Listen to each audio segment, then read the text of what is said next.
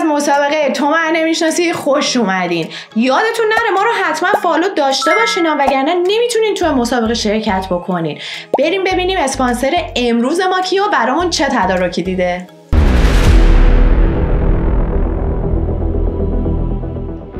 اسپانسر این قسمت شرکت مایفا هست. مایفا در زمینه دیجیتال مارکتینگ فعالیت میکنه. اگه دوست دارین برای کسب و کارتون یه ویدیو معرفی بسازین، مایفا به نفر دوم و سوم 40% تخفیف میده و برای نفر اول مسابقه $100 وجه نقدی در نظر گرفته. مایفا رو میتونید از طریق صفحهشون دنبال کنید.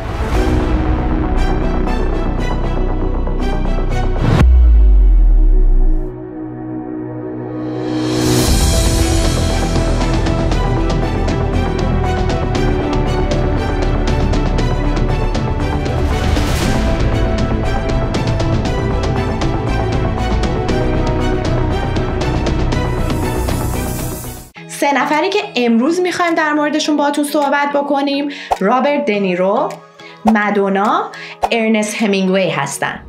میدونستین رابرت دنیرو بعد از اون قضیه 11 سپتامبر جشنواره فیلم لوکارنو رو راه اندازی کرد؟ رابرت دنیرو برای اینکه تو فیلم راننده تاکسی بازی بکنه کار با اسلحه رو یاد گرفت. فکر میکنم رفته لایسنس رانندگی با تاکسی رو هم گرفته. یعنی این تجربه رو به تجربه خودش اضافه کرده. میدونستین مادونا قبل از خوانندگی تو دانکن دونات کار میکرده؟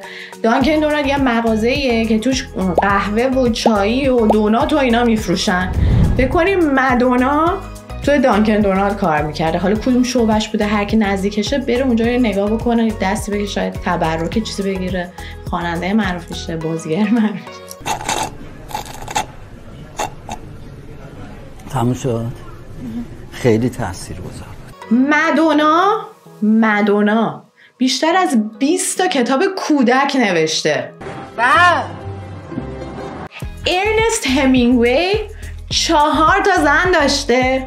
به هر کدومشون هم یه تیکه از نوشته‌های خودش رو اختصاص داده. ماشاءالله. ارنست همینگوی مدال نقره شجاعت گرفته به خاطر اینکه توی جنگ با اینکه خودش زخمی بوده ولی جون یه سرباز دیگر رو نجات داده.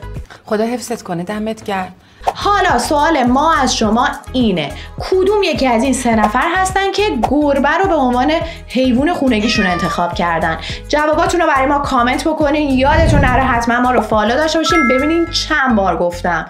و اگر دارین از یوتیوب ما رو تماشا میکنین حتما ما رو سابسکرایب بکنین. تا برنامه بعدی، خدا نگهدار.